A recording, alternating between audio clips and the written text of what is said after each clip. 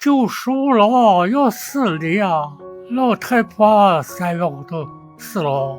看到这些画面的时候，让我们把时间倒回到19年的那个冬天。那是我刚做自媒体时，自驾旅行经过甘肃的这个小村庄，认识了这2位老人。因为奶奶的那句话，你的狗鸟不鸟人，让我记住了它。而后的每一年，我都会来探望他们一次。每一次的重逢，我都会见到二老在树下的场景。整整6年多时间过去了，我用手中的相机记录下这一切。摄影的意义在此刻具象化，生命悄无声息的流逝。这个故事或许能带给你一些生活的启迪。以前来的时候，老爷子和奶奶都在这个树下，他们这个村子真的就像童话一样。先去看一下他在不在。爷，还打了这么多菜子呀！爷，他把房间都收拾了。爷，你们俩就在那里坐好。爷，哎呦，洋洋，我来了，超好啊，好着呢吗？好。哎呀，操心的很啊！你坐着休息，好着吧？好着了，95了，要死了呀！95啊！老太婆3月5头死了。当我听到爷爷说奶奶不在的那一刻，内心被什么东西重击了一下，只觉得闷得难受。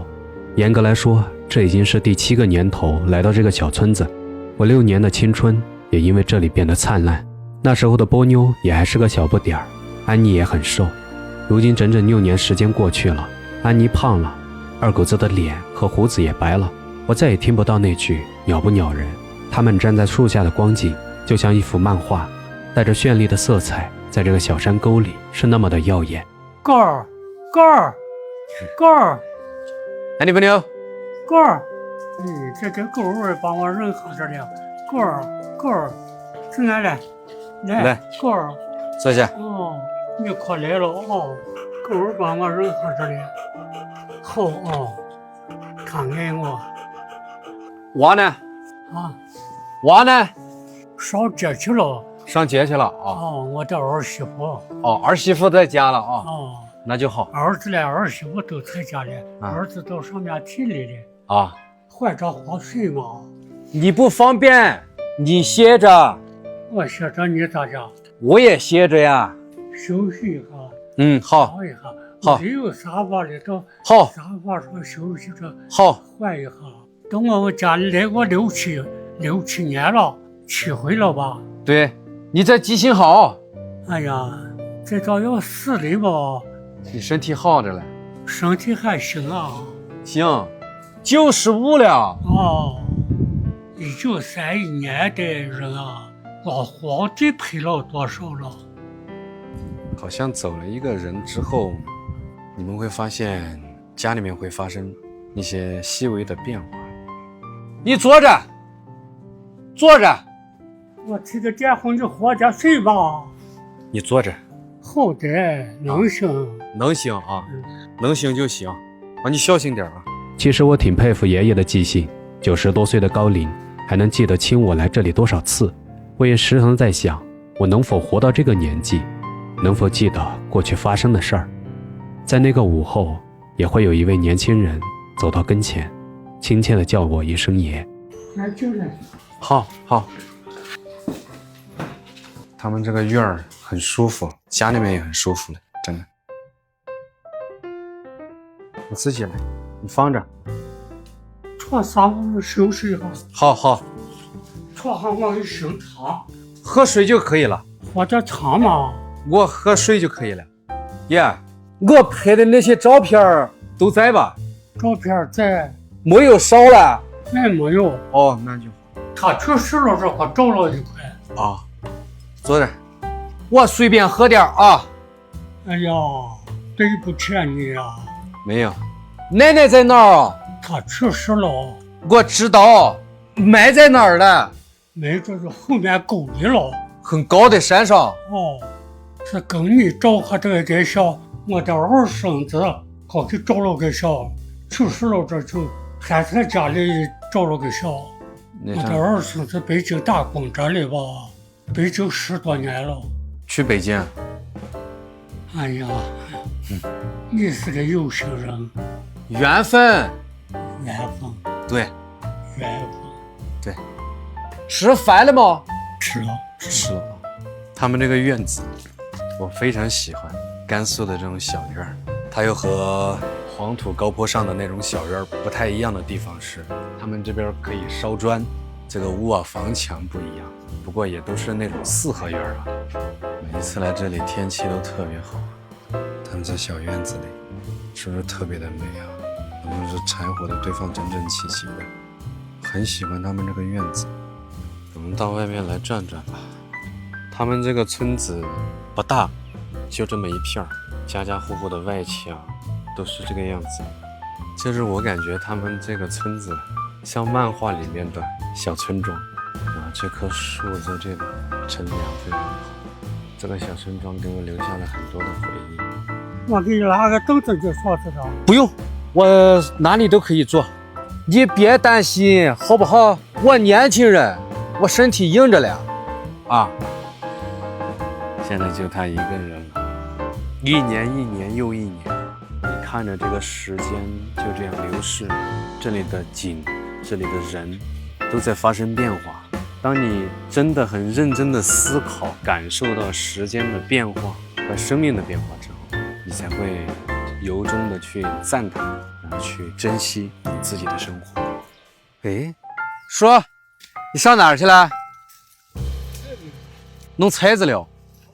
哦，这就是爷爷的儿子。这为了好媳妇啊，好。儿媳妇长生。哎呀，马上2点钟啊，爷爷喝来了。来了。你才刚来？我刚来。今年就来你2个人。哦。那走过来喝水。好。小朋友，我们是第一次见面啊。重生啊。多大了？4岁。4岁。我第一回来的时候，这个生命还没诞生呢。哎呀，这几年没来了，我咋看他不想你了？不想我了啊？爷他记得我来每一年都来。这屋里聊。我每一年我路过这个地方，他刚给我倒水了。你别操心，爷。你再给点啥吃的？狗粮。你拿着啊？对，车上带着了。行，带上这么远的，你什么你天？你叫啥？王远腾。王一成。哦，来奶奶这儿这么多次了，我还是第2次见到阿姨。没想到重孙也这么大了。看到这一切，是不是感叹这时光飞逝，真的过得太快了？很多时候，我们还没来得及感叹，就已经物是人非。每一次回想起这么多年我来这儿的意义是什么，直到新人换旧人，我也终于明白生命的意义。现在有很多爱情观，就是觉得一个人好，或者说结不结都无所谓啊，就是这种状态。其实这6、7年的时间，说长不长，说短不短，我在这个旁观者的视角看着他们一家人的这个变化，我也在这个过程当中去感受，也在寻找这个意义在哪。好像有时候找到答案。当你看到这幅画面的时候，可能生命的意义在此刻间就具象化了。这就是生命。叔儿，他是你孙子。你哥10岁。别爬，你摸他屁股嘛，你摸嘛。他洗了澡澡的。那些人家都干净，还你还好臭。那个大的娃怎么搞啊？哦，大的问吧。哦。这是老王了。啊。中午上班烫水去。没事，我们坐外边还好着嘞。就累的话，你穿上去烫下去啊。也可以嘛，谢谢。哎，你也太好心了嘛，姨。好像没事，这老爷子去然后就把单子换了，你就是套上写去写着。和他农历的3月3他去世了。啊。躺在床上20多天，他不会说话，东西也吃不下去，他就。去年腊月的时候，快过年了吧，他就一下子一个重感冒，他就躺下起不来床。哦，谢谢。叫叔叔。啊，给来个叔叔。谢谢。拿着那个回县里面住了一回医院回来，把那个春节过完，我看他好好的，我就走了回县了，我就没在家，我就给那个大学的不是读书着了，他就一下子晚上睡的时候好的，那早上起来他说不了话，后来他就20多天就走了。啊，哦，这是你儿媳啊？这是二闺女，我们是留到家的，我没有个儿子啊，我3个闺女。 3个闺女。哦，她二姑娘留到家的。就是这个。哦，对，这个她年龄小，她是20多岁吧，这是大姑娘嘛。家族挺兴旺的。就老大跟老三都嫁出去，老二留到家了。啊，她在北京吧10多年了，15年了吧，好像吧。确实有点困了。那个姨跟我说，她一会儿给我做饭吃，让我在这儿留着，那我就在这上面躺着睡一下下吧。唉，一觉醒来，阿姨正在厨房忙活着做吃的。看到这个场景的时候，我都会想起每一次奶奶递给我馍馍的样子。她每一次都会说对不起我，没什么好的东西拿出来招待。其实我从来也不会计较这些，只觉得他们反而是我的恩人，是他们的出现教会了我成长。我很喜欢甘肃的小院的原因，就是在于他们这边蓝天白云的，又是这种像四合院一样啊，特别的舒服，干净整洁。最关键是，所以来到这边，家家户户院里面都感觉很舒服啊。在甘肃，天，这个安妮像一头肥猪啊！为什么跟她把门剃了啊？是因为太热了，这边紫外线太强太晒。另外呢，她得了皮肤病，你看肚皮上那个，好跟她上药啊。睡得这么香吗？安妮。爷爷在一旁看着，他很喜欢狗狗。甘肃的小院儿永远是那么干净整洁，阳光洒在院子里，一片祥和。它们朴素的样子总能让人感到无比的踏实。我也说不上哪儿好，每当我来到这里，内心就会安定下来。当饭菜的香味儿飘满屋内，生活的味道更加浓烈。你看这人啊，活着不就是为了一日3餐吗？开心的吃喝其实比什么都重要。哇，是吧？这个是啥？这是二闺女拿回来的，北京拿的。北京拿回来的。对，5月份吧。哦。给老太太过了个节日的。哦，大姑了，你们也一块儿吃呀？我们先吃饭，叫老爷子吃饭，他再叫他老婆，对吧？给狗啊？哦。他就吃狗粮得了。现在不给。啊，这个菜很香了，闻着。什么香呀？盐呀，不知道多少。很香嘞。要嫌弃。我嫌弃啊，很香很香。这呀，我在家，我也不知道你来，要是我知道你来，我就今天到我们街上买点几个新鲜的肉吧。哎，这个很好吃了，看着就很香，像饭。平时你们都在家的？不在，闺女跟姑爷都在门外的，常年打工。春节的时候他就回来。闺女腊月26来，这个初6我又走10天。哦。住我们这儿还能走啊？我今儿个啊，得走了。走哪里啊？往天水。改天水上。哎，对。呀，你坐下边儿。咳嗽了，吃饭有时候。啊，好。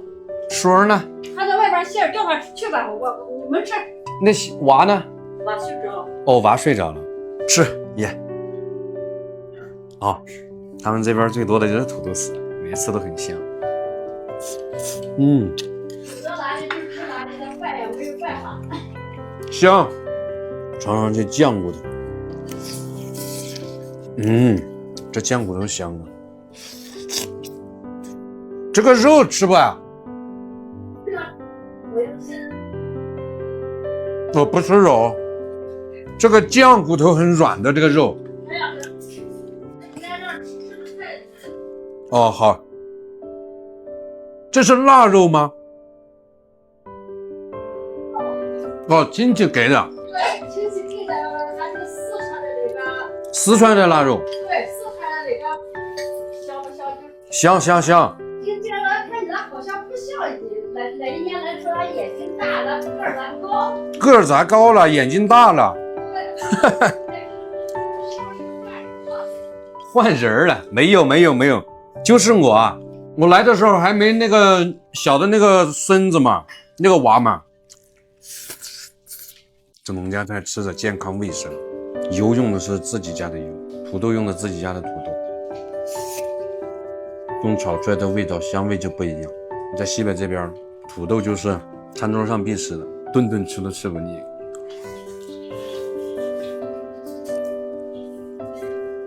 你还在弄菜啊？炒个鸡蛋，你吃一点吧。你就少弄点吧。哦，真香。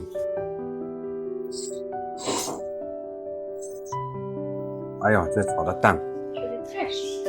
尝尝一起炒的蛋，真香，很喜欢这个味道，就像回到农村小时候家里面的味道。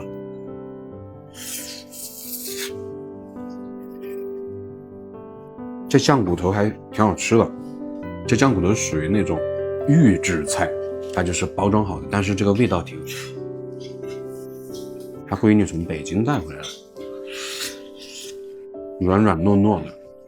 虽说是简单的饭菜，不管是面还是米饭，甘肃农村的饭菜都特别合我胃口。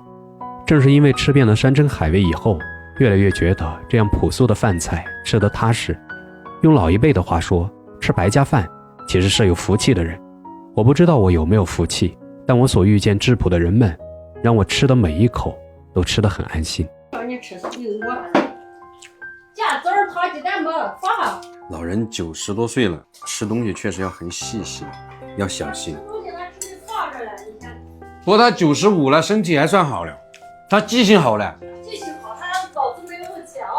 他95岁，我每一年他来，他都记得我，他还记得我来了多少次还是啊。啊？那年我们在家，你们来过走了以后，我回家，老太太跟老爷子他都说了，他说贵州的呀，你就是贵州是吧？啊，对对对，贵州那几个小伙子又来了，来你买了什么东西，什么什么，还有钱啥呀都有，他就说一大堆。我说你们再不要收东西了，收了多不好意思。你说你们有啥嘛？来去车上路上还要烧，车还要烧油。有啥嘛？我看他今年88岁吧，他就走了吧。啊，哎呦，你别那么，把那个凉的倒了，没凉的不能喝。为啥？喝肚子胃疼是怎么办呀？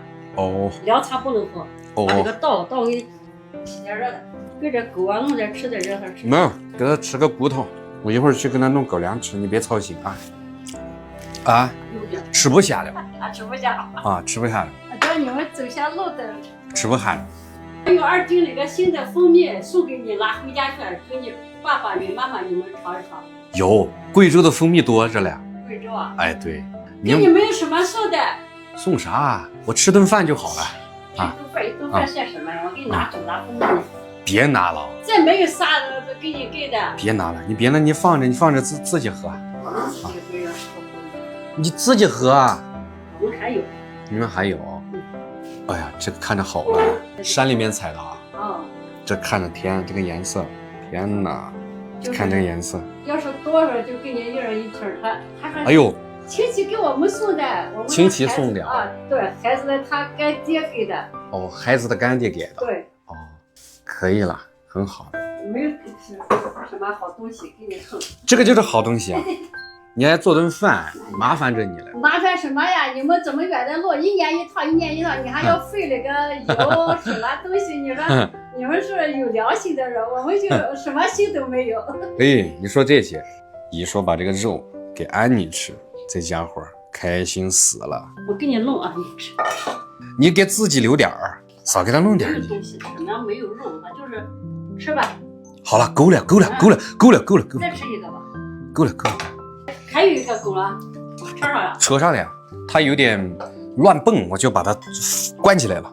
那个跟那个狼狗似的哦。啊，对，打开。它蜂蜜不敢拆解它就放不住，它就坏了。对。白沙沙的，它就是白糖的。这个好。这就你就拿回家，就是甘肃的那个。甘肃的土蜂蜜。对。这个难找了。行了，小朋友，在哪儿睡啊？在这儿睡啊？叔叔走了，叔叔给你个红包。不要了，娘娘。就是个红包嘛。你看，他小朋友。你1000路还要消费，还要坐车，还要烧油。你买了那么多他收红包，我也不好意思。你说他收红包是个福气呢，你不能把他福气给断了啊！你是不是？来拿着啊！谢谢叔叔，谢谢，快说谢谢，这了。走了，这个吗？我要上天水。那么多东西要花多少代价？你说一年一趟，哎来人家看一下老爷子都个说这些谢你。走了，爷。当我和爷爷告别的时候，我看着他步履蹒跚出来送我的样子，心里面忍不住一阵的难受。看到这样的场景，总会让我想起过去的这些年里，奶奶与他一块在树下送我的样子。就在这一刻，恍惚间觉得，原来人这一生这么短暂。其实我也会经常思考生命的意义是什么。我觉得这个话题很沉重，然后呢，它会让我陷入到一种不好的情绪当中。